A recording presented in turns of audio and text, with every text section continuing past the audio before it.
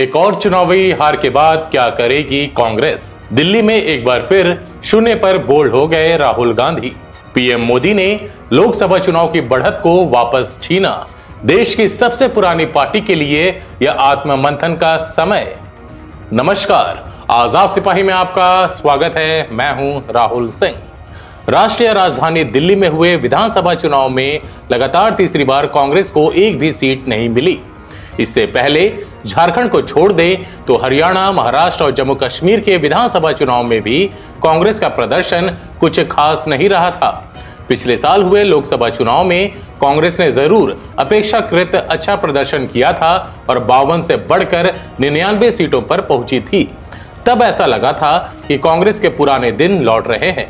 लेकिन आम चुनावों के बाद हुए विधानसभा चुनावों में पीएम मोदी के नेतृत्व में भाजपा ने जोरदार वापसी की है। लोकसभा चुनाव के बाद पिछले 8 महीने में 5 राज्यों के विधानसभा चुनाव हुए। यहां कुल सीटों की संख्या 624 है। इनमें कांग्रेस ने 328 सीटों पर चुनाव लड़ा और सिर्फ 75 सीटें जीती, यानी उसका स्ट्राइक रेट महज 23% रहा। दिल्ली में तो कांग्रेस पूरी तरह से खत्म हो चुकी है। ऐसे में सवाल यह उठता है कि लोकसभा चुनाव में राहुल गांधी और कांग्रेस को मिली सफलता नरेंद्र मोदी ने वापस कैसे छीन ली, और क्या आने वाले बिहार और बंगाल चुनाव में कांग्रेस इन पराजयों से कुछ सीख सकती है? लोकसभा चुनाव से पहले कांग्रेस ने समझ लिया था कि वह भाजपा को अपने दम पर नहीं हरा सकती, इसलिए इंडी ब्लॉक बनाया गया। तमाम उठापटक के बावजूद जनता के बीच एकजुटता का संदेश दिया। इससे सारे भाजपा विरोधी वोट एकजुट हो गए। लेकिन पहले हरियाणा और फिर दिल्ली में इंडी ब्लॉक का टूटना ही कांग्रेस की हार का सबसे बड़ा कारण बन गया। दिल्ली में लगातार तीसरी हार के बाद अब कांग्रेस के लिए क्या रास्ता हो सकता है, आइए जानते हैं आजाद सिपाही के विशेष संवाददाता राकेश सिंह की रिपोर्ट से। दिल्ली विधानसभा चुनाव में 27 साल बाद भाजपा की शानदार जीत और आम आदमी पार्टी की हार का असर पूरे देश की राजनीति पर पड़ने वाला है। हरियाणा और महाराष्ट्र विधानसभा चुनाव, जिसने लोकसभा चुनाव में भाजपा को मिले तगड़े झटके के बाद उसे एक नई गति प्रदान की थी, उसकी तुलना में यह चुनाव ज्यादा महत्वपूर्ण है। दिल्ली का चुनाव देश की राजनीति के लिए और भाजपा और आप के लिए तो अहम है ही, यह कांग्रेस के लिए भी बेहद महत्वपूर्ण है। कांग्रेस के भविष्य पर सवाल। आज लोग भाजपा की शानदार जीत और आम आदमी पार्टी की हार की ही बातें नहीं कर रहे हैं, बल्कि दिल्ली के सियासी गलियारों में ज्यादा चर्चा कांग्रेस के प्रदर्शन को लेकर हो रही है। लोग पूछ रहे हैं कि कांग्रेस ने इतना खराब प्रदर्शन क्यों किया। लोकसभा चुनाव के विपरीत विधानसभा चुनाव में आपसे अलग होकर लड़ने का कांग्रेस का फैसला कितना सही था? इस निर्णय के पीछे मकसद यह था कि यदि आप खत्म हो जाए तो फिर दिल्ली में उसे पनपने के लिए खुली जगह मिल जाएगी। लेकिन क्या राजनीति ऐसे काम करती है? आज अगर कांग्रेस कम से कम 4-5 सीटें जीत जाती और अपने वोट शेयर में 10 से 15% का इजाफा करती तो इस तरह का दावा वह कर सकती थी। लेकिन कांग्रेस का वोट शेयर 2% भी नहीं बढ़ा और वह लगातार तीसरी बार एक भी सीट नहीं जीत पाई है। कांग्रेस में कई लोग ऐसे हैं जो मानते हैं कि आपके साथ चुनाव नहीं लड़ने का फैसला सही था। हम देखते हैं कि 13 ऐसी सीटें हैं जहां कांग्रेस प्रत्याशी को जितना वोट मिला उससे कम मतों के अंतर से आम आदमी पार्टी के प्रत्याशियों की हार हुई है। अरविंद केजरीवाल समेत आपके बड़े बड़े नेता विधानसभा चुनाव हार गए और इसके पीछे कांग्रेस का अलग होकर चुनाव लड़ना प्रमुख वजह है।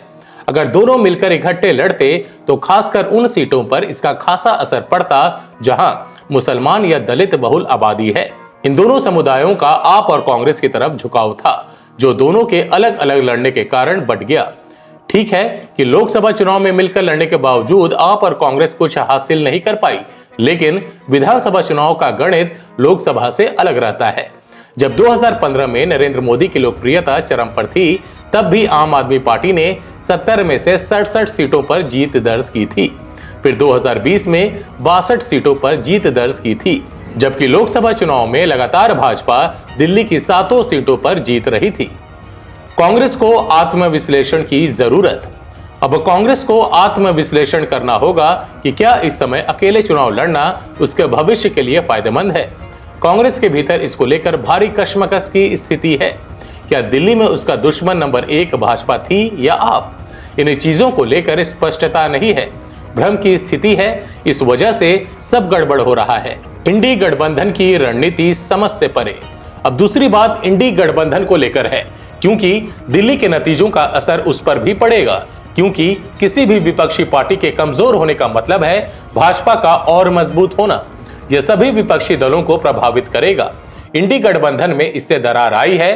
अमर अब्दुल्ला ने तो खुलेआम तंज कसते हुए कहा कि और लड़ो आपस में, देखो क्या होता है। तो क्या इंडी गठबंधन की यह रणनीति है कि लोकसभा में हम मिलकर भाजपा से लड़ेंगे और विधानसभा चुनाव में आपस में लड़ेंगे? तो जब राज्यों में अलग अलग ही लड़ना है तो फिर इंडी गठबंधन की जरूरत क्या है?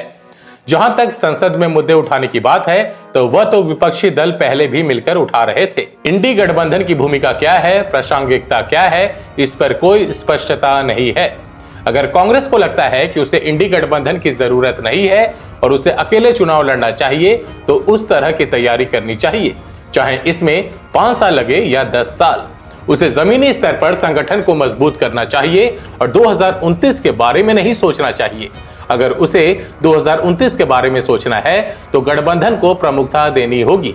विश्वनाथ प्रताप सिंह जब 1989 में राष्ट्रीय मोर्चा के संयोजक बने तो उन्होंने सभी गैर कांग्रेस पार्टियों को इकट्ठा किया था। जब प्रचार के दौरान भाजपा और विश्वनाथ प्रताप सिंह के बीच मतभेद उभरे थे तो उन्होंने भाजपा के बड़े नेता गोविंदाचार्य को कहा था कि हमें इस बात को लेकर स्पष्ट होना पड़ेगा कि पहले इकट्ठा होकर कांग्रेस को मात देनी है। जब कांग्रेस से निपट लेंगे तो आपसी मतभेद से भी हम निपटेंगे, उसमें जो बेहतर होगा वह जीतेगा। वही रणनीति आज विपक्षी दलों को अपनानी होगी भाजपा से लड़ने के लिए। पार्टी संगठन पर ध्यान जरूरी। तीसरी बात, कांग्रेस के जो प्रत्याशी हारे हैं वे भी और बाकी लोग भी यह बात कर रहे हैं कि बूथ लेवल तक पार्टी का संगठन ही नहीं है, कार्यकर्ता है ही नहीं, तो कौन मतदाताओं को वोट देने के लिए बूथ तक लाएगा। जो मजबूत प्रत्याशी थे वे भी कार्यकर्ताओं के अभाव में प्रचार नहीं कर पाए और चुनाव हार गए। 60 सीटों पर जमानत जब्त होना और किसी भी सीट पर दूसरे नंबर पर नहीं आना, फिर भी आपको हराकर दिल्ली में अपनी पैठ बनाने के सपने देखना ख्याली पुलाव पकाना ही है। जाहिर है संगठन को निचले स्तर तक खड़ा करना कांग्रेस के लिए सबसे ज्यादा जरूरी है और यह चुनाव से ठीक पहले नहीं हो सकता। उसके लिए बहुत पहले से तैयारी करनी होती है। बिहार का चुनाव नवंबर से पहले होना है तो अभी से कांग्रेस को वहां अपनी तैयारी शुरू कर देनी चाहिए। वहां तो कांग्रेस का संगठन ध्वस्त हो चुका है। इसके अलावा अगर गठबंधन सहयोगी मजबूत है तो उसे जीतने योग्य सीट देनी चाहिए। भाजपा और कांग्रेस में अंतर। भाजपा की जीत का कारण है कि उसकी चुनावी मशीनरी मजबूत है और जमीनी स्तर पर संघ के हजारों लाखों कार्यकर्ता उसके लिए काम करते हैं। यदि कांग्रेस को भाजपा को मात देनी है तो अपने रवैये में बदलाव करना होगा। उसे जमीनी स्तर पर संगठन को खड़ा करना होगा, सहयोगी दलों को प्रमुखता देनी होगी, निचले स्तर के कार्यकर्ताओं की फौज खड़ी करनी होगी, अन्यथा उसके लिए मुश्किलें ही हैं। चुनाव लड़ने वाले प्रत्याशियों के अनुभवों पर विचार विमर्श करना होगा, अन्यथा यही कहानी चलती रहेगी। आज के आजाद सिपाही के खबर विशेष में बस इतना ही। देश विदेश की और भी अधिक जानकारी के लिए आप पढ़ते रहिए अपना लोकप्रिय दैनिक अखबार आजाद सिपाही। और हाँ, आप हमारे इस YouTube चैनल को जरूर सब्सक्राइब करें। धन्यवाद।